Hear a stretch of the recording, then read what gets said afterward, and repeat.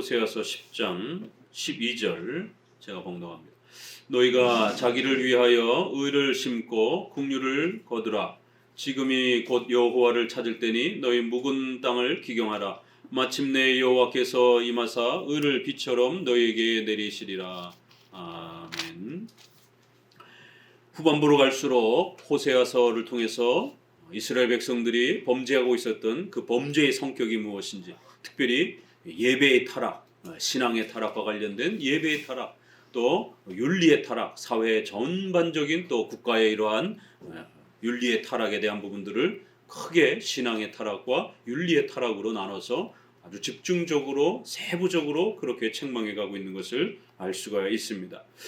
앞서서 9장에서는 종교 지도자들에 대한 그러한 타락과 부패에 대해서 지적하면서 선지자가 어리석었고, 그리고 또 선지자가 미쳤다라고 이렇게 아주 강경한 발언을 쏟아내면서 하나님의 말씀을 가르치고 교육하지 못하는 이러한 종교 지도자들의 무지함과 어리석음들을 책망하는 것을 봅니다.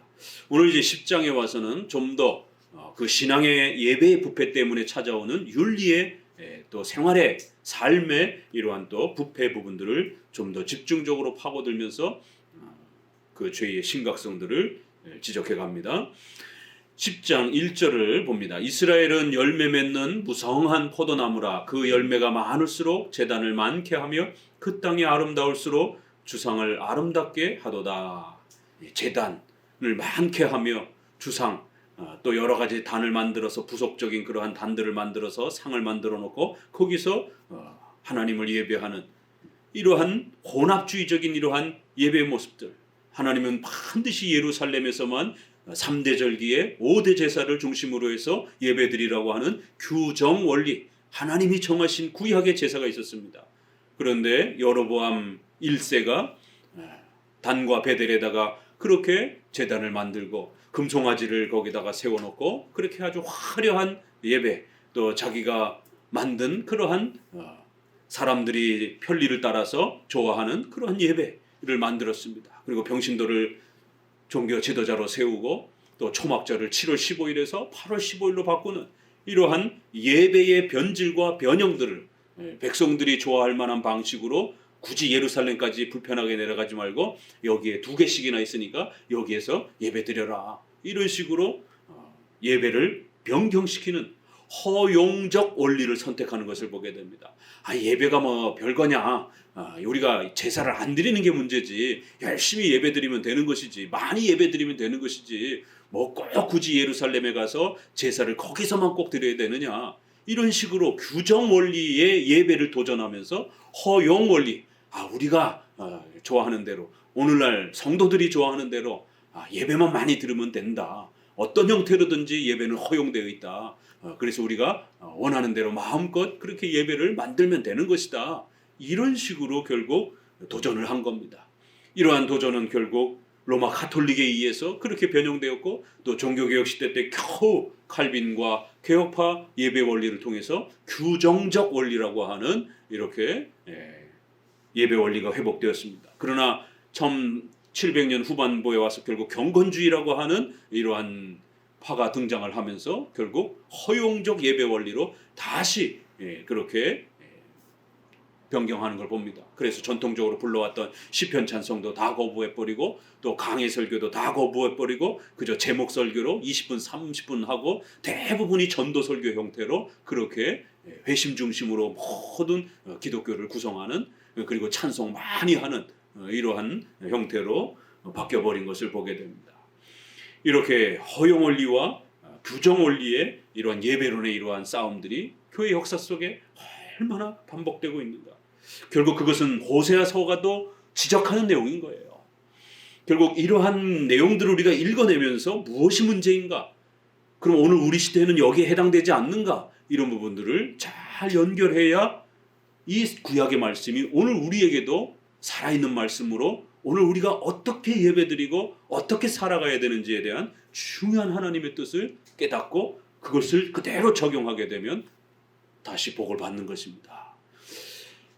이스라엘 백성들은 이 여로보암 2세 때 와서 결국 가장 영토를 넓혔습니다. 잘 먹고 잘 살기 시작하니까 예배가 더 화려해지는 거예요. 한국교회 예배가 한국교회의 초창기에 일제시대 전쟁 그런 시절에 무슨 건물이 있습니까? 다 천막 치고 예배드리고 피아노 이런 부분들도 이게 어디 있습니까? 풍금이라고 옛날에는 발로 밟아가면서 그렇게 소리 내는 정도 겨우 그것도 돈이 많은 교회나 겨우 하나 정도 마련하고 다 그냥 목소리로 찬송하고 책상과 의자도 없어서 그냥 땅바닥에 그냥 마루 바닥에 무릎 꿇고 앉아서 방석 하나 있으면 겨우 그나마 그것도 좀 더 갖추어진 것이고 저 때만 해도 강원도에서 겨울에 나무를 패다가 그렇게 난로를 떼면서 그 연기를 맡아가면서 그렇게 예배드리던 어린 시절의 추억이 있을 정도로 언제 한국교회가 그렇게 파이프 오르간을 1억씩 2억씩 그렇게 설치해놓고 앞에 강대상과 이런 그 내부 장식 리모델링을 하는데 이런 조그만한 한 50평 100평 이런 상가 건물에도 리모델링 제대로 하게 되면 그건 한 1억 가까이씩 들어갑니다. 그냥 평균적으로 해도 조금 공들여서 하면 한 1억씩 들어가요. 저희가 아무것도 하지 않고 이렇게 간추하게 이렇게 하는데도 이 정도 하는데도 한 1,000만 원 들었습니다. 요거 꾸미고 이렇게 채꽂이 설치하고 이러는데 유아실 유리 이렇게 설치하는 정도에 그러니 보통 앞에 화려한 조명과 여기 다 뜯어내고 조명 다시 설치 다 하고 밑에 그 대리석으로 다 바닥 깔고 이러면 거기다가 고급 스크린이라든가 또 오르간이라든가 뭐 그랜드 피아노라든가 이렇게 갖다 놓고 그러면 1억 금방 넘어갑니다. 교회가 절제하지 않으면 자꾸 화려해지는 거예요. 잘 먹고 잘 사니까 결국 예배의 본질은 놓쳐버리고 결국 형식, 체면 우리가 이렇게 하나님 앞에 예배드리고 있지 않느냐라고 하는 그런 거만함. 하나님 우리가 이렇게 아주 멋있게 번드르하게 예배드리니까 받으시라라고. 하나님은 전혀 명령하지 않은 예배인데도 불구하고 이스라엘은 열매 맺는 풍성한 포도처럼 그렇게 부귀영화가 가득하고 열매가 많을수록 더 많은 제단을 만들고 더 많은 그런 우상단지들을 만들어 놓고 온갖 교회 안에 그렇게 화려한 이방인들이 행하는 것처럼 조각과 그림과 이러한 부분들이 화려해지면서 주상을 아름답게 그렇게 꾸미더라는 거예요. 그리고 그들이 두 마음을 품었다. 이제 죄를 받을 것이라 하나님이 그 제단을 쳐서 깨치시며 그 주상을 허르시리라. 너희가 그렇게 화려하고 아름답게 아주 번드르하게 그렇게 멋있게 예배 공간을 마련하고 예배를 시각적으로 그렇게 아주 화려하게 그렇게 예배 드린다라고 하나님 앞에 감격스러워하면서 이 정도 우리가 예배 드렸으니 하나님 받으시겠지 생각하느냐? 하나님이 그거 다 버릴 것이다라는 거예요. 두 마음을 품었다라는 거예요. 겉으로는 그렇게 화려하게 예배 드리면서 마음속으로는 전혀 하나님에 대해서 관심이 없는 거예요. 성경에 대해서 관심이 없는 거예요. 지금 호세아서의 가장 중요한 주제, 너희가 성경을 아느냐라는 거예요. 너희가 하나님을 떠났다라는 거예요. 그럼 도대체 뭐가 하나님을 떠난 것인가? 성경에 무지한 것이 하나님을 떠난 것이에요. 돌아와라 라고 외칩니다. 어떻게 돌아가야 되느냐? 성경을 가지고 돌아오라는 거예요. 그게 바르게 돌아오는 거라는 거예요.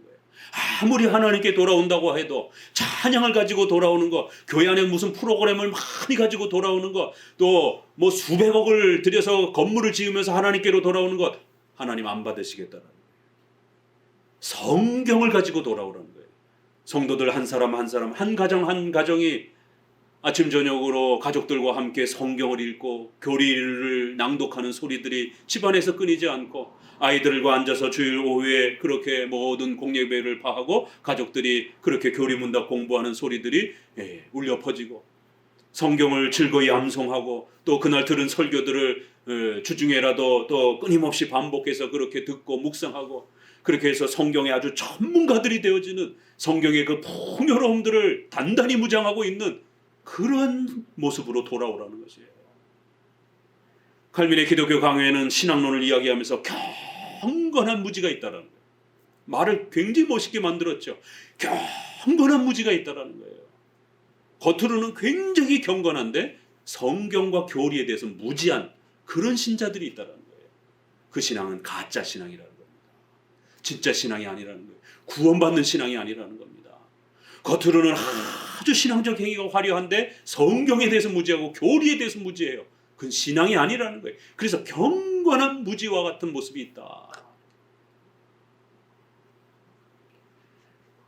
주상을 아름답게 꾸미고 많게 하고 예배를 많이 하고 예배드리는 공간을 아주 멋들어지게 그렇게 조각과 그림과 이런 주상으로 아름답게 아주 얼마나 멋있게 꾸며놓고는 하나님 앞에 이제 우리가 복을 받을 것이다라고. 그러나 정작 그 마음속에서는 성경을 모르는, 성경에 대해서는 관심이 없는 두 마음의 모습을 가지고 있다라는 거예요. 이제 책망을 받고 죄를 받을 것이다라는 거예요. 하나님이 너희들이 꾸며놓은 그 제단과 그 화려한 주상들을 전부 다 파괴시켜버릴 것이다라는 거예요. 과연 호세아 시대에 책망받은 이런 책망이 오늘 우리 시대에는 책망 안 받겠냐라는 거예요. 세상에 교회 건물이 수천억씩이나 되고 일반 중형교회도 수백억씩 되는 이 교회 건물, 그러면 결국 그 엄청난 비용을 과연 누가 댔겠냔 말이에요. 성도들의 전 삶을 그렇게 강탈하듯이 복받는다라고 빼앗아서 그렇게 성도들의 재산을 남용하고 강탈하는, 그래놓고는 건물을 화려하게 짓는, 성도들의 삶은 가난하에 처해 있고 그 엄청난 재산을, 건물을 짓느냐고 성도들은 자신의 전 재산을 그렇게 쏟아붓는, 그렇게 쏟아부으면 2배, 3배로 물질의 축복을 받을 것이다라고 하는 그런 또 기대감에 바치는 성도나 또 그거를 요구하는 교회의 지도자나 욕망은 똑같은 거예요. 물질적인 욕망은 똑같은 겁니다. 그래서 루터가 95개 신조에 제발 교회 건물 짓는데 혈안이 되지 말고 그렇게 건물 짓고 싶으면 교황 당신의 돈으로 지으라. 그 화려한 그 보석들 다 뜯어내서 가난한 사람들 구제하고 가난한 교회 도와주고 가난한 목회자들 돌보라라라고. 그러면서 종교개혁이 시작이 된 거예요. 오늘 우리 시대에는 또다시 중세 시대로 돌아가고 있는 이 심각함들의 호세아 선지자의 책망을 통해서 눈을 뜨셔야 됩니다. 3절, 저희가 이제 이르기를 우리가 여호와를 두려워 아니하므로 우리에게 왕이 없거니와 왕이 우리를 위하여 무엇을 하리요 하리로다. 이제 선지서는 주어가 막 바뀌어 버립니다. 그렇기 때문에 어떨 때는 하나님이 말씀하시다가 어떨 때는 선지자가 말하다가 이렇게 막 왔다 갔다 해요. 그리고 선지자가 하나님께 말하다가 또 이렇게, 그래서 지금 이제 10장에서는 호세아가 하나님께 말하는, 하나님께 호소하는 이제 그런 형태로 이제 표현이 됩니다. 호세아가 하나님께 하소연하는 그러한 기도 형태로 하나님의 뜻이 전달이 되는 것이에요. 어떨 때는 하나님이 직접 호세아의 입술을 통해서 말씀하시기도 하고 또 어떨 때는 또 호세아가 자신의 마음을 이야기하면서 하나님의 뜻을 이야기하기도 하고요. 그리고 우리가 문맥의 흐름을 잘 선지서는 그렇게 살펴서 읽어가야 됩니다. 그 문맥의 흐름을 놓치게 되면 이 지금 대상이 누구인지, 이 주인공이 누구인지, 이 표현이 무엇을 말하는 것인지가 굉장히 또 이렇게 어려워질 수 있습니다. 저희가 이제 이르기를, 그러면 이스라엘 백성들이 우리가 여호와를 두려워 아니하므로 우리에게 왕이 없다. 갑자기 하나님의 진노에 대한 부분을 이야기하다가 3절에서는 이스라엘 백성들의 모습으로 이렇게 확 이야기가 전환이 됩니다. 그럼 이 고백이 회개인가? 우리가 여호와를 두려워하지 않았기 때문에 이제 우리한테 왕이 없구나. 왕도 이제 힘을 쓸 수 없구나. 그러니까 이 2절, 3절 사이에는 엄청난 이야기가 이렇게 좀 빠져 있는 것이죠. 하나님이 그들을 죄를 책망하고 그들의 죄를 책망하고 그들의 제단을 전부 다 깨뜨릴 것이다라는 거예요. 그리고는 3절로 바로 넘어갑니다. 그러니까 3절은 회개라고 하기보다는 이 지금 책망받는 내용 중에서 회개했다는 얘기는 어디도 잘 안 나와요. 계속 책망에 대한 이야기들이에요. 그러면 3절도 우리가 여호와를 두려워 아니하였기 때문에 이제 우리가 이렇게 왕이 없고 나라가 망했나? 하나님, 우리가 하나님을 두려워하지 않은 이유 때문입니다. 용서해 주세요. 이런 식의 회개로 보기에는 조금 흐름이 문맥에 어려움이 있는 거예요. 그러니까 예배를 막 망가뜨리고 예배를 많이 드리고 화려하게 드리고 그러면서 하나님이 책망한다고 하니까 3절에는 어떤 분위기였어요? 이스라엘 백성들의 회개가 아니라 자신들의 그 거만함들이, 자신들의 그러한 형식주의가 여전히 그대로 그렇게 반영이 되는 거예요. 그게 포로로 잡혀가고 왕이 무능력해가지고 이제 어떠한 전쟁도 대비할 수가 없고 왕이 우리를 위해서 무엇을 준비할 수 있겠느냐, 이렇게 나라가 위태로워진 상황에 처해 있다. 우리가 하나님을 두려워하지 아니했기 때문이다. 이거는 회개가 아니라 성경은 이렇게 결과적인 모습을 심판을 통해서 억지로 강제로 고백하는 이런 모습을 이렇게 또 표현하기도 합니다. 얼핏 보면 회개 같아요. 그렇죠? 여호와를 우리가 두려워하지 않았기 때문에 나라가 이렇게 망했다. 왕이 어떤 힘도 갖출 수 없는, 왕의 힘이 없다 이러면 나라가 망했다라는 뜻이에요. 그러니까 이것은 회개라기보다는 왜 우리가 이렇게 됐는가? 왕은 뭐 했는가? 우리가 여호와를 두려워하지 않아서 그런 것인가? 이런 부분들은 회개라기보다는 그 결과를 보면서 불평하고 원망하고 투덜거리는 그러한 모습으로서 좀 더 그렇게 해석할 수가 있습니다. 4절, 그래야 그 다음 구절에 이스라엘 백성들의 죄가 계속해서 원망하고 불평하고 그 책임을 하나님께 돌리고 선지자에게 돌리는 그런 불평불만의 모습들이 그대로 계속 이어지는 거예요. 4절, 저희가 헛된 말을 내며 거짓 맹세를 바라여 언약을 세우니 그 재판이 밧이랑에 돋는 독한 인징 같으리로다. 결국 이렇게 된 이유는 저희가 헛된 말을 내뱉으며 거짓 맹세를 하여 언약을 세우는, 하나님이 주신 은혜 언약이라고 하는 이 소중한 언약들, 그것은 주일 성수를 통해서 펼쳐지고 은혜 언약은 세례와 성찬을 통해서 펼쳐지는 이러한 소중한 구원의 은혜의 수단인 것이, 이런 소중한 구원의 은혜의 수단을 헛된 말로 거짓 맹세로 그렇게 대충 얼버무리면서 이 언약들을 만들어가고,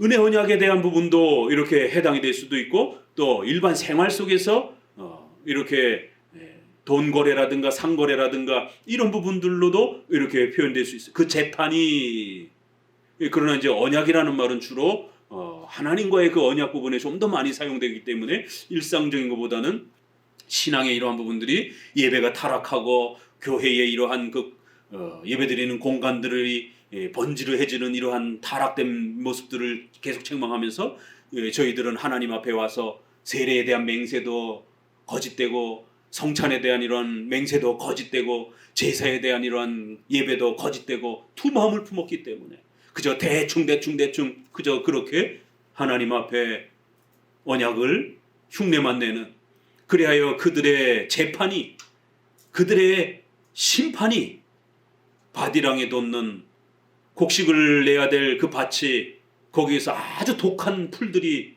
그렇게 솟아오르면서 먹을 게 없는 그런 아주 심각한 상태로 그렇게 곤두박질 친다라는 거예요.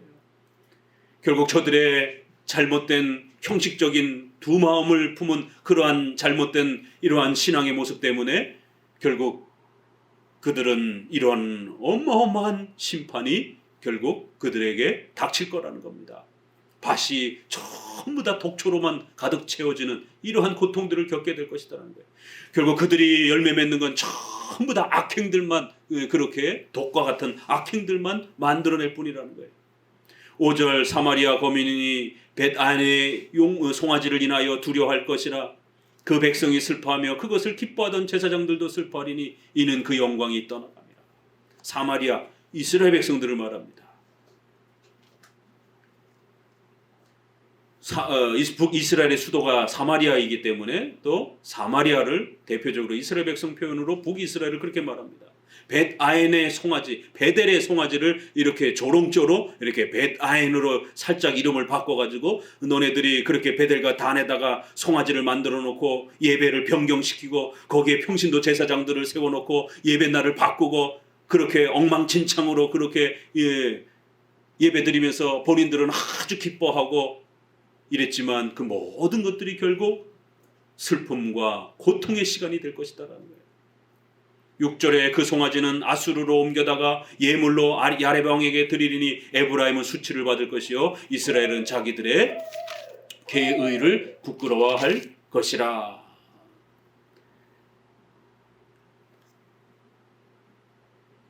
여기는 또 에브라임이라고도 또 이렇게 표현을 합니다. 북이스라엘을 부르는 표현이 많아요. 대표적인 가장 인구가 많았던 또 에브라임으로서 또 이렇게 표현하기도 합니다. 송아지는 아수르로 옮겨져 갈 것이고 그들이 그렇게 애지중지하면서 예배에 집중하면서 그 화려한 예배들을 드리기 위하여 엄청난 재산들을 쏟아부으면서 그렇게 화려한 멋들어지는 그러한 예배 공간을 만들어 놓고 그러한 예배의 그런 형식들을 만들어냈습니다. 오르간 한 대에 파이프 오르간에 수억씩 하고 피아노도 그랜드 피아노로 뭐 수천만 원씩 하고 이런 화려함들이 전부 다 아수르로 포로로 잡혀갈 것이다라는 거예요. 너네들이 그렇게 애지중지했던 그렇게 화려했던 그 예배의 수단들을 하나님이 다 파괴시켜 볼 것이다라는 거예요. 그런 예배들이 하나님 앞에 받아들여진다라면 하나님이 왜 이렇게 화를 내시겠습니까? 백성들은 많이 예배드리고 있었는데 제사장이 부족하니까 평신도들까지 그냥 무자격자인 자까지 마구잡이로 제사장에 앉혀놓고 엄청난 예배를 드리고 있었는데 왜 하나님이 이렇게 책망하시냔 말이에요. 그건 하나님이 말씀한 명령한 예배가 아니라는 것이 자기들이 만들어낸 인본주의적인 예배이기 때문에 그런 것이. 그렇게 소중하게 여기던 송아지는 다 아수르로 포로로 잡혀가도록 그렇게 다 빼앗기도록 할 것이고 그래서 에브라임은 수치를 당하고 이스라엘의 모든 자기들의 그러한 계획과 그런 계략들은 다 파괴가 될 것이다라는 부끄러움을 당할 것이다라는 거예요. 자기들이 만들어낸 예배, 자기들이 만들어낸 그런 많은 프로그램들은 하나님 앞에 수치를 당할 것이다라는 거예요. 오늘날도 예배가 타락하면 바로 하나님 앞에 이런 평가를 받는 겁니다. 그래서 우리 장로교는 지난 2000년 동안 사도적 신앙을 지켜오면서 사도적 예배를 지켜온 겁니다. 사도적 정치 질서, 장로 정치 제도를 가장 성경적인 제도로서 그렇게 지켜온 겁니다. 왜요? 사도시대 때 또 교부시대 때 어거스틴도 장로 정치를 이야기한 거고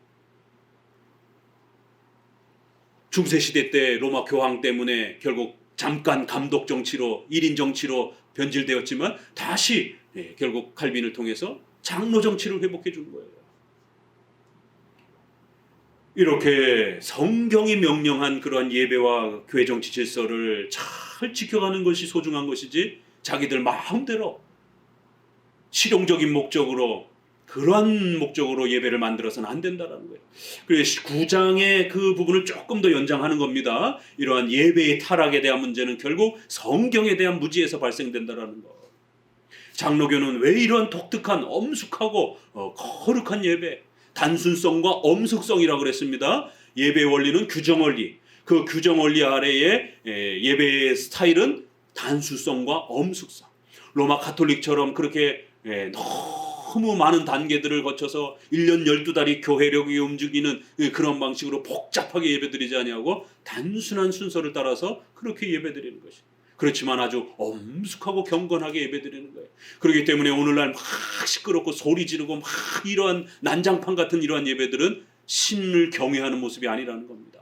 적어도 신을 경외하는 모습에 있어서는 엄숙함이 있어야 된다는 겁니다. 찬양을 할 때도 기도를 할 때도 설교를 할 때도 엄숙함이 있어야 된다는 거예요. 단순성과 엄숙성. 그리고 이제 구체적인 예배의 요소들을 따질 때 강해 설교, 기도, 시편 찬송, 세례와 성찬 이런 요소들이 이제 쭉 소개가 되는 겁니다.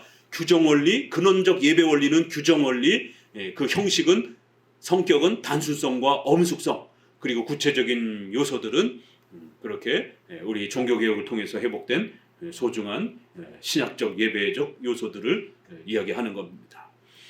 이런 부분들이 망가지고 파괴되어졌다는 거예요. 그래서 하나님이 결국 예배를 망가뜨리고 신앙을 망가뜨렸던 이 모든 행위들에 대해서 엄중히 벌할 거라는 겁니다. 7절 사마리아 왕은 무리의 거품같이 멸망할 것이다. 겉으로 보기에는 화려해 보이지만 결국 거품이 순식간에 없어지는 것처럼 사마리아의 이러한 권세와 또 화려한 예배들은 순식간에 다 없어져 버릴 거라는 거예요. 8절 이스라엘의 죄된 아웬의 산당은 파괴되어 가시와 찔레가 그 단 위에 날 것이니 그때 저희가 산더러 우리를 가리우라 할 것이요 작은 산더러 우리 위에 무너지라 라고 그렇게 하소연할 거라는 거예요. 죄악된 아웬, 이렇게 베델에 대한 이러한 부분을 변형시켜서 아웬 이렇게 부르면서 하나님이 인정하지 않는다는 것을 이렇게 선지자가 조롱조로 이렇게 명칭을 바꿔가면서 거기서 만들었던 그 산당 예배의 이러한 그 질서와 모습들은 전부 다 망가져서 가시와 찔레가 결국 그 공간을 채울 것이다라는 겁니다. 그리고는 그때에 이제 그들은 어마어마한 하나님의 심판에 직면하게 될 거라는 거예요. 9절 이스라엘아 내가 기브아의 시대로부터 범죄하였거늘 우리가 기브아에 서서 흉악한 족속을 치는 전쟁을 거기서 면하였도다. 기브아 시대 또 나오죠. 우리 지난번에 사사기에서 보았던 그 기브아 시대를 또 언급하는 거예요. 가장 타락했다라고 하는 그 기브아 시대. 이스라엘 백성들이 동성애에 빠져가지고 난리를 치고 사람들을 그렇게 자기 부인을 그렇게 아무렇지도 않게 성폭행범에게 내어주는, 그리고는 죽으니까 그거를 토막을 내가지고 그렇게 동족국의 살인 전쟁을 시작을 하는 이런 포악스러움들이 이스라엘이 가장 타락했을 때의 모습을 기브아 시대라고 말합니다. 기브아 시대로부터 범죄하여 지금까지도 범죄하고 있다는 거예요. 기브아에 서서 흉악한 족속을 치는 전쟁을 거기서 그렇게 면하였도다. 내가 원하는 때에 저희를 징계하리니 저희가 두 가지 죄에 걸릴 때에 만민이 모여서 저희를 치리라. 두 가지 죄악이라 라고 이렇게 표현합니다. 하나님이 원하시는 때에 하나님의 방식으로 반드시 이스라엘 백성들을 벌할 거라는 거예요. 두 가지 죄. 그러면 이 앞부분에서 예배와 관련된 어떤 이러한 죄일 수도 있고요. 그러나 전체적인 큰 흐름에서 보게 되면 종교 지도자들의 이러한 신앙의 타락, 또 우리가 앞부분에서 왕들의, 국가 지도자들의 그런 타락, 그렇게 해서 좀 더 크게 보게 되면 국가 사회 윤리의 타락과 종교의 타락, 이 두 가지의 이러한 죄악들 때문에 너희가 더 크게 책망을 받을 것이다라는 거예요. 11절을 또 읽어봅니다. 에브라임은 마치 길들이 남소 같아서 곡식 밟기를 좋아하나 내가 그 아름다운 목에 멍에를 메우고 그 위에 사람을 태우리니 유다가 밭을 갈고 야곱이 흙덩어리가 깨트리리라. 그래서 이게 칭찬인지 책망인지를 잘 읽어내셔야 됩니다. 왜냐하면 선지서는요, 이렇게 선지자가 책망을 하는 그러한 그 방식에 있어서 시적 비유를 끌어다가 쓰고, 우리가 앞부분에서도 이렇게 저주시 비슷한 부분이 여기서도 나왔잖아요. 지난번에 본 것처럼 아이들을 죽이고 아이와 엄마들을 다 같이 죽이고 막 이런 아주 끔찍한 얘기가 우리가 얼마 전에 보았습니다. 그런 얘기가 시편의 저주시로서 이렇게 소개가 되는 것처럼 선지자들은 때로는 시적인 비유를 통해서도 표현하기도 하고, 때로는 역설, 이렇게 반전의 이런 표현. 그래 니네가 그렇게 잘났느냐? 그래 너희가 그렇게 하나님 앞에 복 받을 것이다. 우리말에도 그래 복 받아라. 이게 문장이 글로 쓰는 것과 말로 들을 때 문맥에 따라 다르잖아요. 정말 복 받기를 원했을 때는 그 복 받으세요 라고 이렇게 말할 수 있지만, 그래 복 많이 받아라, 아니 많이 먹고 가가 나가 떨어져라, 이제 막 이렇게 할 때 역설적인 표현을 그래 더 먹어라 더 먹어 이런 식의, 이게 우리 문화랑 상당히 비슷해요. 이게 동양 문화이기 때문에, 유럽에서 보면은 좀 더 동양 문화이기 때문에 이렇게 절하는 문화도 있고, 유럽에는 없는 이제 그런 문화들이, 동양적 문화들이, 그런 과장법이라든가 이러한 생활 문화들이 상당히 우리 문화랑 많이 비슷한 부분들이 있어서 서양 사람들이 이 성경을 볼 때 좀 낯설음보다 우리가 이렇게 성경을 볼 때 훨씬 더 친근한 문화적 그런 그 표현들이 가까움을 알 수가 있습니다. 아주 역설적인 그런 아주 표현으로 부정적인 표현을 그렇게 긍정적인 표현으로 막 이렇게 쏟아 던진단 말이에요. 그럼 잘못 읽으면 이게 복 받는다는 얘기인지 이게 벌 받으라는 얘기인지 까딱 잘못하면은 이제 놓친단 말이에요. 그럴 때는 번역이 좀 헷갈리면 현대인의 성경이라든가 또 개역 한글판, 개역 개정판을 이렇게 세 개를 비교를 해놓고 이렇게 읽는 거예요. 그렇게 성경을 공부해야 되는 겁니다. 대충 읽어서는 안 되고 바쁠 때는 또 우리가 바쁘게 이렇게 읽기도 해야 되지만 또 집중해서 읽을 때는 이렇게 몇 개의 번역본을 이렇게 놓고 또 그 다음에 영어를 좀 볼 수 있는 분들은 좀 NIV라든가 이런 부분들을 좀 놓고 비교해 가면서 성경을 열심히 연구해야 되는 거예요. 목회자만 성경을 연구하는 게 아니라 성도들도 개혁주의 설교를, 강의 설교를 듣기 위해서는 열심히 성경을 연구하셔야 되는 겁니다. 지금 호세아서는 성경에 무지하기 때문에 이 일이 번졌다라고, 이 일이 터졌다라고 그렇게 책망하는 거예요. 여러분들은 여러분의 삶에서 성경을 연구하고 성경을 읽고 교리를 공부하는데 얼마만큼의 시간을 할애해 놓고 있습니까? 돈 벌고 성공하는 데는 엄청난 시간을 할애해 놓고 또 연속 또 드라마 뭐 이러한 또 많은 재미난 것들이 있으면은 그렇게 다 스케줄을 다 예약해 놓고 그렇게 돈을 지불해서라도 뭐 넷플릭스라든가 이렇게 돈을 지불해서라도 다 챙겨 보려고 하고 아주 열심을 내잖아요. 그런데 성경에 대해서는 열심을 안 내면 어떡하냐는 거예요. 성경을 읽는 데에 책을 살려면 돈도 들어가고 시간도 들어가고 또 열심히 또 읽어야 되니까 힘도 들어가야 되는 거예요. 이런 일들을 하지 않으면서 어떻게 성경의 풍성함에서 자라가겠느냐라는 거예요. 자라가는 게 이상한 거죠. 빈둥빈둥 그렇게 놀고 일주일 내내 성경 한 장 읽을까 말까 하는데 그저 주일날 와서 그저 설교 한번 듣고 가는데 성장을 해가는 게 더 이상한 것이죠. 그렇기 때문에 이렇게 호세아서가 계속해서 언급하는 이런 부분들을 잘 읽어내셔야 됩니다. 성경으로 돌아오라라고 하는. 에브라임은 이제 11절도 조금 이게 역설적인 표현인지 칭찬인지 책망인지 조금 헷갈려요. 에브라임은 마치 길들인 암소 같아서 곡식 밟기를 좋아하나. 그러나 반대잖아요. 내가 그 아름다운 목에 멍에를 잔뜩 짊어져가지고 그렇게 고생하도록 만들 거라는 거예요. 이 뒷문장은 징계예요. 그렇죠? 앞문장은 그러면 에브라임은 마치 길들인 암소 같아서 곡식 밟기를 좋아하나. 아주 그런 어떤 모습이에요? 여러분들이 해석해 보세요. 이스라엘을 소에다 비유를 했어요. 근데 그 소에다 비유를 했는데 고대 곡식을 지으려면 어떻게 돼요? 벼를 수확을 해가지고 밀 같은 걸 수확을 해서 소가 방아를 찢는 그런 모습들이. 그래서 구약에 보게 되면 떨어진 곡식을 배가 고파서 소가 집어먹으려고 할 때 망에 입을 씌우지 말라라고 하는, 소가 좀 주워 먹어야 힘이 나서 더 일을 하지 않겠느냐.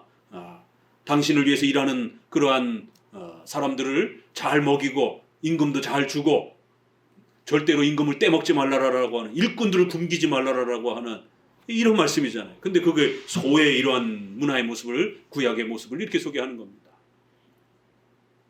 우리도 굉장히 가깝잖아요. 우리도 이렇게 다리로 방아를 찢는다든가 또 옛날에 저희 어릴 때는 이렇게 그 털기라 그러나? 이렇게 막 이렇게 돌아가면서 거기다가 이렇게 곡식을 털기도 하고 또 방앗간에서 그걸 찢기도 하고 또 돌아가는 그 큰 돌방아로 찢기도 하고, 너무 큰 거는, 작은 거는 이렇게 손으로 하지만 엄청난 양을 이렇게 또 탈곡을 해야 되고 이럴 때는 소가 그렇게 이 맷돌을 돌리는 것이죠. 그런 소가 길들이지 않아가지고 생각해 보세요. 곡식을 밟아가지고 떨어야 되는데 소가 길들이지 않으면 어떻게 되겠어요? 망아지처럼 막 날뛰고 그러면 그거 다 부시고 그 곡식 다 망가지고. 그런데 에브라임은 잘 길들여져 있는 암소 같아서 곡식을 털고 곡식 농사를 짓는 일에 아주 그렇게 좋아하면서 그렇게 훌륭한 그러한 소들이었다는 거예요. 그러나 이제 그 목에다가 잔뜩 무거운 거를 짊어져 가지고 아주 주저앉아 버리게 만들 거라는 거예요. 그러니까 앞부분은, 뒷부분은 책망이니까 앞부분은 칭찬의 표현으로 읽어지기가 훨씬 낫죠. 그래서 처음에는 그렇게 말을 잘 듣고 곡식을 열심히 그렇게 소가 곡식을 맷돌로 돌리면서 그 엄청난 노동을 주인의 말을 잘 들으면서 그렇게 순하고 잘 길들여지고 잘 복종하던 그런 소였는데, 이제는 주인이 아무리 말을 해도 말 안 듣고 선지자를 통해서 하나님의 뜻을 전달해줘도 다 콧방귀 끼고 그저 자기들이 좋아하는 대로 그렇게 자기들이 원하는 대로 살겠다라고 그렇게 말을 안 듣더라는 거예요. 이스라엘 백성도 유다도 이제 엄청난 무게로 멍에를 뒤집어 씌워놓고 그렇게 고통을 받게 할 거라는 거예요. 자, 그리고는 이제 12절에 오늘 이런 표현이 나옵니다. 같이 읽어봅니다. 너희가 자기를 위하여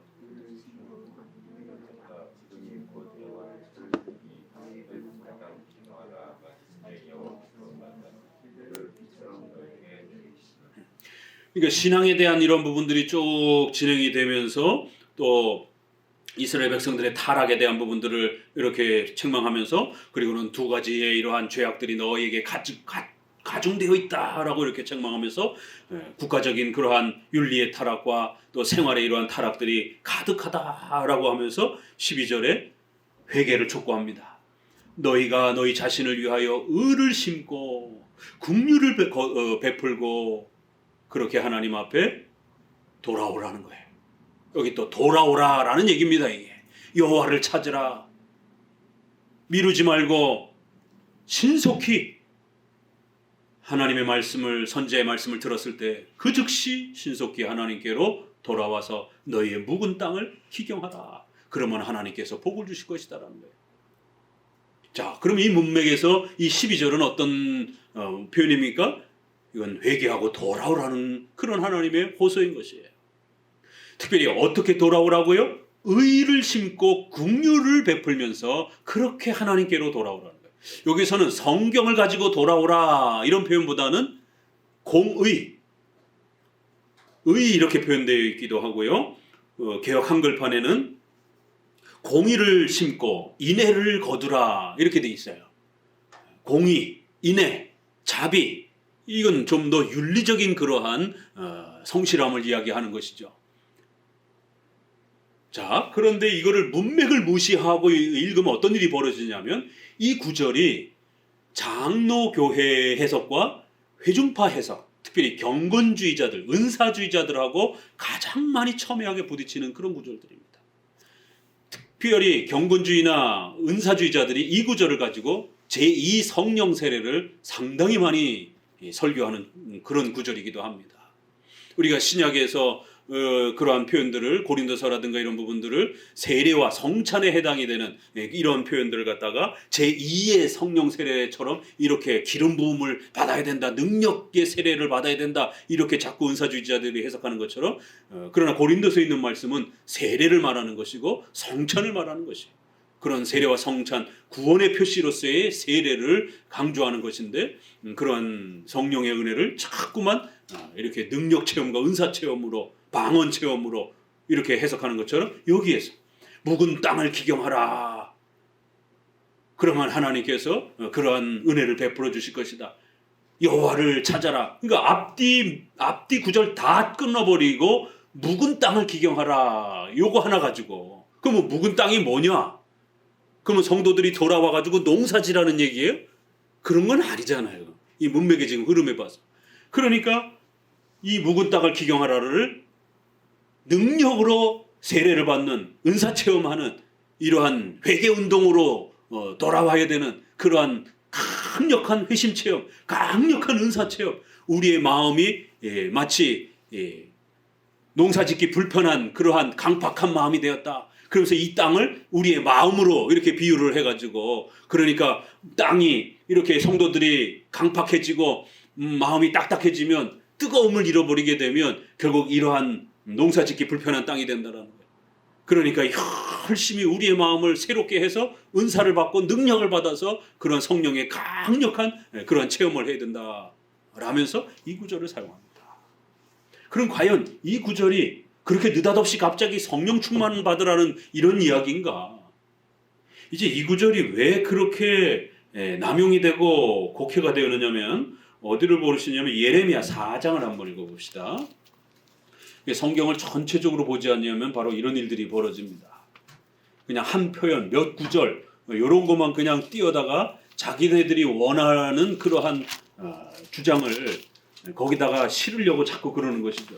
그러나 이거는 전체 문맥 아래에서 묵은 땅을 기경하라는 게 무엇인지, 여호와를 찾을 때라라고 하는 게 무엇인지, 여호와의 때에 대한 이런 이야기, 하나님께서 그런 은혜를 베푸실 것이다라는 때를 은사 체험하는 때로, 이렇게 제2의 능력 체험을 하는 때로, 새로운 그런 특별한 단계의 그런 능력을 받는 때로 이렇게 자꾸 해석을 하는 거예요. 그리고 묵은 땅을 결국 크리스찬이지만 능력을 받지 못한 그런 상태에 있는 사람으로 그렇게 해석을 하는 것입니다.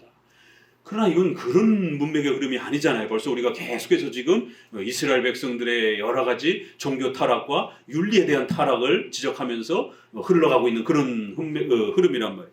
예레미야는 요 비슷한 얘기를 4장을 봅시다. 이렇게 표현합니다. 4장 1절부터 여호와께서 가라사대, 같이 읽어봅니다. 이스라엘아, 내가 돌아오려거든 내게로 돌아오라. 여기도 돌아오라고 말씀하죠. 내가 만일 나의 목전에서 가증한 것을 버리고 마음이 요동치 아니하며 진실과 공평과 정의로 여호와의 삶을 가리켜 맹세하면 열방이 나로 인하여 스스로 복을 빌며 나로 인하여 자랑하리라. 너희의 마음을 회복하라 라는 표현이 있어요. 그리고 2절에는 더불어서 진실과 공평과 정의, 여호와의 삶, 십계명을 통한 그런 올바른 생활, 이런 윤리의 올바름으로 회복하라는 거예요. 그러니까 4장에서도 여호와께 돌아오라라고 하면서 마음을 회복하라라는 표현 하나와 그 다음에는 윤리를 회복해라, 공평과 정의를, 공의와 정의를 회복하라, 이렇게 표현합니다. 3절, 나 여호와가 유다와 예루살렘에게 이같이 이르노라. 너희 속 가시덤불 속에 파종하지 말라. 그래서 마치 이러한 모습을 농사 짓는 비유에다가 이렇게 비유를 하는 겁니다. 4절, 유대인과 예루살렘 거민들아, 너희는 스스로 할례를 행하여 너희 마음 가죽을 베고 나 여호와께 속하라. 그렇지 아니하면 너희 행악을 인하여 나의 분노가 불같이 발하여 사르리니 그것을 끌 자가 없느니라.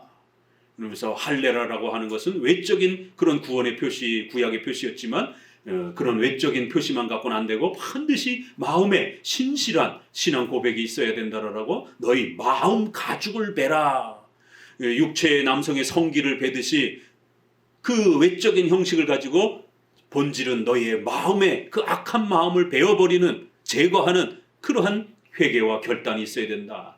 그러니까 여기에서는 마음의 그러한 회개와 또 윤리의 회복이 이렇게 조화를 이루면서 여호와께로 돌아와라 이렇게 표현되어 있어요. 그렇죠? 그러나 호세아서는 마음에 대한 이런 부분보다는 어때요? 공의, 정의를 반드시 회복해라, 윤리적인 부분에 대해서 좀 더 강하게 세게 언급하는 것입니다.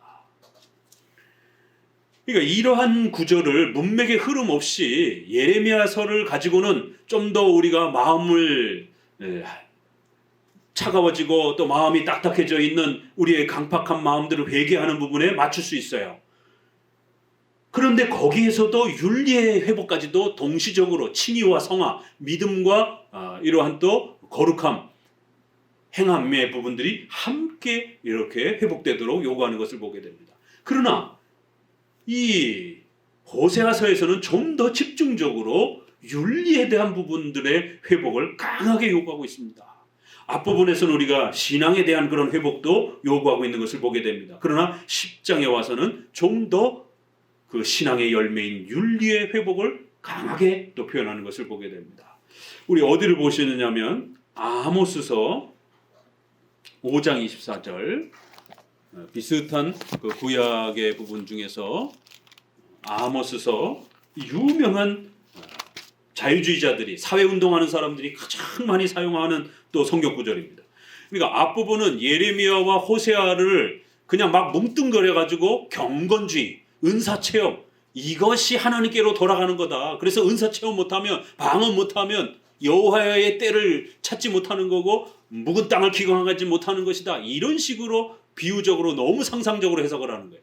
그런데 또 반대로 윤리와 공의와 정의가 회복되어야 그게 진짜 기독교의 회복이다.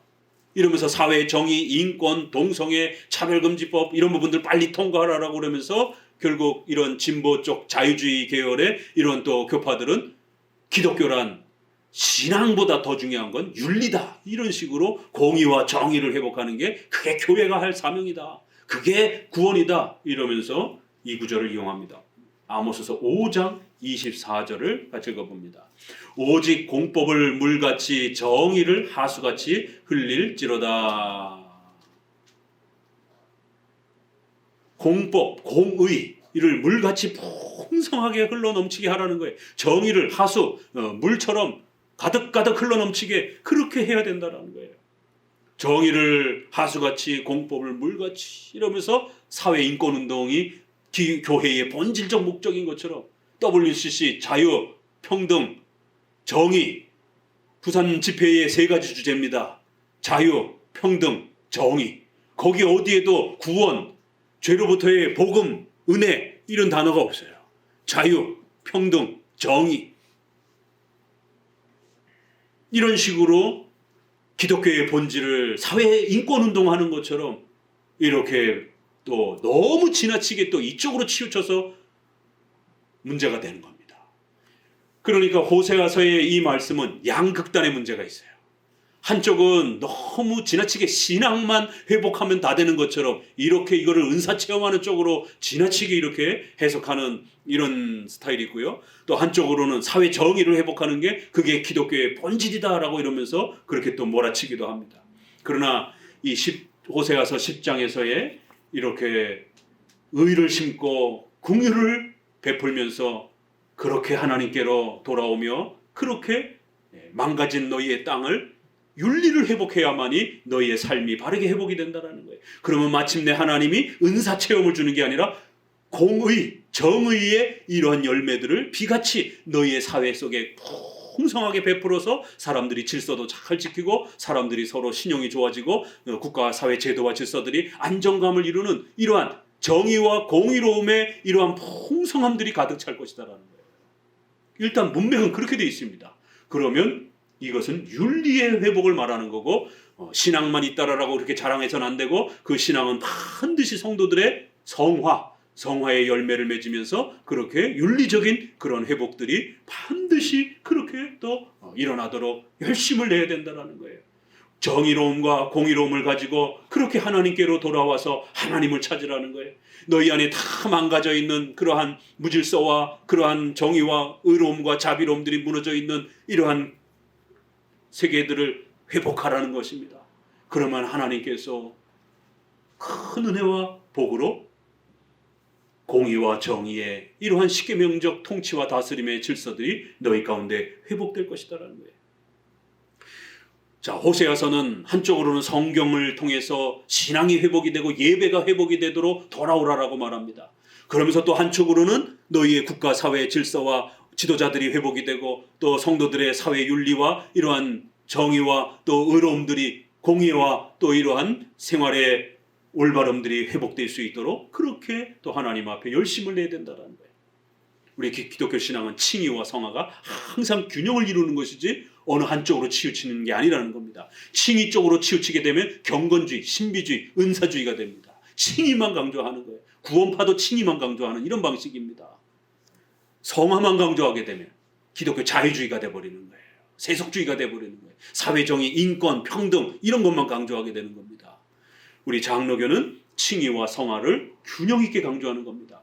그리고 그 순서도 칭의가 성화를 이끌고 가고 성화는 칭의의 열매이지 착한 일을 많이 했다고 구원받는 건 아닙니다. 오직 믿음으로 의롭게 된 사람들은 그 열매로서 성화의 열매를 맺는 거예요. 공의와 정의와 이러한 올바름의 윤리의 열매들이 서서히 열매 맺게 되는 겁니다. 그래서 칭의가 성화를 끌고 가는 거예요.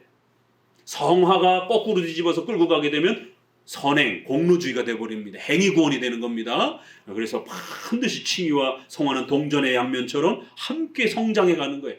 그리고 그 순서는 칭의가 먼저인 겁니다. 신앙 고백이 먼저야 되는 거예요. 그리고 나서는 윤리의 열매가 나타나는 것이지 착하게 많이 선행을 했다고 해서 구원받는 건 아닙니다. 자, 그래서 이제 우리가 구약에서 칭의와 성화를 이런 식으로도 설명할 수 있구나. 우리가 이제 웨스트민스터 신앙 고백의 칭의와 성화 많이 들었잖아요. 그러면 이제 신약에서 로마서에서 칭의, 야고보서에서는 성화를 좀 더 강조한단 말이에요. 그래서 칭의와 성화의 이런 이야기들을 많이 들었는데 구약은 어떻게 설명할까? 이렇게 웨스트민스터의 이러한 그 성경 전체의 핵심 교리를 가지고 구약을 보게 되면 이게 칭의에 대해서 말하는 거구나. 이게 성화에 대해서 말하는 거구나. 오늘은 좀 더 윤리와 관련된 성화의 이 중요성에 대해서 성화를 무시하고 신앙만 강조하면서 이렇게 예배에만 숫자로 이렇게 승부를 걸면서 사람들을 억압하고 가난한 사람들을 학대하고 자기들의 일꾼들을 급여도 주지도 않고 온갖 거짓말로 그렇게 상거래를 하고 이러면 안 된다는 겁니다. 이건 기독교가 아니라는 것이.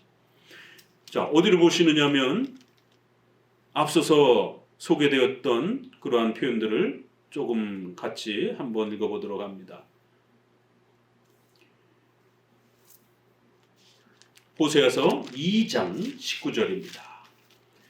성경으로 돌아오면서 신앙을 회복하고 예배를 회복하라라고 말씀을 했습니다. 그러면서도 앞에서도 중간중간에 윤리, 십계명을 중심으로 한 우리 성도들의 생활 윤리도 회복해야 된다라고 꾸준히 말해왔습니다. 2장 19절을 한 목소리로 읽어보도록 합니다. 내가 내게 영원히 살때 의와 공평과 정과 공의의 열로 내게 장가들며. 어떻게 장가든다고요? 공의와 정의와 은총과 긍휼히 여김으로. 긍휼이라고 하는 건 불쌍히 여긴다라는 거예요. 은혜를 베풀어 준다라는 거예요. 은총을 베풀어 준다라는 거예요. 이거는 좀 더 구원과 관련된 이런 표현을 쓸 때 많이 씁니다. 그런데 공의와 정의는 윤리적인 그런 부분에서 상당히 또 많이 씁니다. 이렇게 신앙에 있어서도 윤리 부분에 있어서도 하나님이 너희와 그렇게 언약을 맺은 것이다 라고 이렇게 표현을 합니다. 5장 1절에서 4절입니다. 5장 1절에서 4절 같이 읽어봅니다. 제사장들아 이를 들으라. 이스라엘 족속들아 깨달으라. 왕족들아 귀를 기울이라. 너희에게 심판이 있나니 너희가 미스바에서 올무가 되며 다볼 위에 친 그물이 됨이라. 패역자가 살육죄에 깊이 빠졌음에 내가 저희를 다 징책하노라. 에브라임은 내가 알고 이스라엘은 내게 숨기지 못하나니 에브라임이 이제 내가 행음하였고. 여기 보면은 이스라엘의 지도자들에 대한 책망과 그 지도자들이 특별히 국가 지도자들이 나라를 엉망진창으로 만든 것에 대해서 책망을 합니다. 자, 7장 1절로 또 나가봅니다. 7장 1절에서도 국가 지도자들과 백성들의 그러한 생활의 타락을 지적합니다. 7장 1절 내가 이스라엘을 치료하려 할 때에 에브라임의 죄와 사마리아의 악이 드러나도다. 저희는 괴사를 행하며 안으로 들어가 도적질을 하고 밖으로 떼지어 노략질하며 내가 그 여러 악을 기억하였음을 저희가 마음에 생각지 아니하거나 이제 그 행위가 저희를 애워싸고 내 목전에 있도다. 저희가 그 악으로 왕을 그 거짓말로 방백들을 기쁘게 하도다. 이러면서 결국 돈 받고 뇌물 받고 직분을 세우고 그러면서 또 그렇게 서로 온갖 권모술수로 백성들을 억압하고 악한 정치를 하는 이러한 지도자들을 책망을 합니다. 이렇게 곳곳에서 윤리의 타락과 부정부패들을 지적하면서 기독교인들이 그렇게 살아면 안 된다. 적어도 기독교인들은 예수님을 믿는 사람들이기 때문에 믿음으로 의로워진 사람들이기 때문에 로마서에 있는 것처럼 과거에 그런 악한 자가 돼 있을 때 사탄의 종되었을 때처럼 그렇게 온갖 죄악된 삶으로 살아서는 안 된다는 거예요. 우리가 그러한 죄악된 삶과 그러한 본성에 죽었다라고 이렇게 표현을 합니다. 그렇기 때문에 옛사람으로 다시 그런 생활로 돌아가서는 안 된다라고 책망을 합니다. 우리가 이제 구약에서의 성화의 모습을 보게 되는 거예요. 또 칭의와 성화의 이러한 관계들을 보게 되는 것입니다. 구약은 성화의 중요성을 이렇게 표현하는구나. 너희 안에 공의와 인애를 그렇게 회복하라. 그러면 이제 그 표현 아래에서 너희의 묵은 땅을 기경하라 라는 말은 은사 체험하라 이런 뜻이 아니라 제발 좀 크리스찬들이 거짓말하지 말아라. 제발 좀 크리스찬들이 폭력적으로 그렇게 다투지 말아라. 제발 좀 크리스찬들이 지나친 그런 악한 욕망에 빠져서 살면 안 된다. 국가의 법과 합법적인 이러한 의로움들과 질서를 지키며 그렇게 사회 질서를 잘 존중하고 성도들이 그 사회에 오히려 모범이 돼서 세상 사람들은 악하게 살더라도 적어도 성도들은 빛과 소금의 역할을 감당하면서 그렇게 하나님을 믿으니까 이렇게 삶이 변하더라라고 하면서 그 하나님의 위대하심을 사람들에게 드러내며 그렇게 살아야 된다는 거예요. 그래서 행함이 없는 믿음은 죽은 믿음이라고까지 야고보서는 그렇게까지 성화와 행위를 아주 강력하게 역설적으로 강조하는 겁니다. 믿음이 있다라고 그러면서 삶이 엉망진창이 되면 그게 진짜 믿음이겠느냐 이러면서 책망을 하는 것이. 그리고는 신속히 여호와를 찾을 때니 이거를 은사 받을 때를 기다리고 그 은사가 이렇게 로이드 존스 같은 경우도 뭐라고까지 얘기를 하냐면 그 은사의 때가 이렇게 스쳐 지나간다라는 거예요. 그렇기 때문에 어느 교회가 이렇게 갑자기 부흥이 때가 있다라는 거예요. 부흥의 때 이런 표현을 굉장히 많이 씁니다. 그렇기 때문에 일정한 그러한 그 단계를 거쳐서 열심히 이렇게 기도하고 회개하고 이러면 그런 어떤 부흥의 어떤 때가 이렇게 임한다라는 거예요. 우리 장로교회는 그런 성령의 어떤 부흥의 이러한 때 개념이 없습니다. 은혜의 수단 개념이에요. 은혜의 수단을 따라서 일정하게 하나님 앞에서 유형교회 아래서 그런 은혜의 수단을 바르게 사용하게 되면 누구에게나 어느 교회에게나 그 일정한 법칙대로 우리가 호세아서 봤잖아요. 하나님의 그 나오심은 해가 일정하게 그렇게 규칙을 따라서 질서를 따라서 나오는 것처럼 여호와께서 도우심은 그렇게 하나님이 정하신 예배의 규정적 원리, 유형교회의 그러한 은혜의 수단의 교회 정치 질서 원리 이런 부분들을 잘 지켜내면 누구나 다 그 은혜의 혜택을 누리는 거예요. 그런데 이제 이 은사주의자들은 부흥의 때, 부흥의 사람 이렇게 자꾸 주장을 하는 거예요. 그래서 그 사람에게만 마치 그렇게 강력하게 임하는 것처럼 그렇기 때문에 부흥의 때를 놓쳐서는 안 된다. 나라적으로 이렇게 기회가 스쳐 지나가고 또 교회적으로 이렇게 또 지역적으로 이렇게 스쳐 지나가고 그러면서 미국에 부흥의 때가 있었는데 이제 사라졌고 또 이제 또다시 2차 부흥의 때가 일어났다가 이런 식의 우리 장로교회는 그런 식의 개념이 아닙니다. 그러면 언제 부흥의 때가 옵니까? 그러면 우리는 부흥의 때가 안 오면 성도들은 건강하게 열심히 신앙생활 못하는 겁니까? 다음 주에도 예배 드려야 되는데 그럼 다음 주는 부흥의 때가 아니면 강력하게 말씀의 은혜를 들으면서 은혜 못 받습니까? 이게 심각해지는 거예요. 규칙적이지 않다라는 거예요. 불규칙적이라는 겁니다. 그래서 부흥의 때, 부흥의 기회, 부흥의 어떤 그 역사 이러면서 그거를 이렇게 특정한 어떤 때와 시간으로 자꾸 이렇게 제한을 합니다. 그러나 우리 장로교는 하나님 앞에 말씀을 읽으면 되는 거예요. 은혜의 수단을 최선을 다해서 사용하면 되는 거예요. 그러면 누구라도 언제든지 하나님이 그렇게 복을 주시겠다는 여기서도 여호와의 때를 미루지 말라라는 거예요. 이때가 있고 저때가 있고 뭐 이러는 게 아니라는 겁니다. 지금 당장 너희가 공의와 정의를 실천하고 이웃에게 가난한 자들에게 그렇게 자비를 베풀고 그러면 하나님이 어떤 은혜를 베풀어 준다고요? 은사체험의 때가 아니라 공의의 비를 내려주겠다라는 거예요. 성도들이 정의롭게 돈을 벌어보시라는 거예요. 세상 사람들은 악하게 나쁜 방법으로 돈을 벌지만 우리 성도들은 십계명을 따라 정직하게 한번 돈을 벌어보라는 거예요. 승부를 걸어보세요. 자기와 인자와 또 아르바이트생들을 더 보살펴주는 그런 따뜻한 방식으로 한번 돈을 벌어보시라는 거예요. 자영업하는 분들은. 세상 사람들처럼 월급 더 안 주고 더 부려먹고 이렇게 해서 자기의 어떤 주머니를 채우고 폭력적인 방식으로 부자가 되지 말고 하나님의 전능하심을 의지하면서 공의와 의로움의 그 열매들을 비같이 내려줄 거라는 거예요. 그럼 십계명 믿고 실천해 보자라는 거예요. 거짓말 안 하고 한번 사업해 보자라는 거예요. 우리나라에서 거짓말 안 하고 어떻게 사업할 수 있겠습니까? 거짓말 안 하고 과연 기자 생활할 수 있겠는가? 거짓말 안 하고 정치할 수 있겠는가? 이게 쉬운 게 아닙니다. 해보자라는 것이에요. 용기 내라는 거예요. 윤리와 삶에 있어서 하나님이 우리에게 주신 어마어마한 보물이 있잖아요. 십계명. 십계명대로 살면 복을 주실 것이다라는 거예요. 여기엔 신앙의 복보다도 그 의로움에, 의식주와 관련된 그 공의와 정의의 그 혜택과 풍요로움들이 너희에게 가득 비처럼 내릴 거라는 거예요.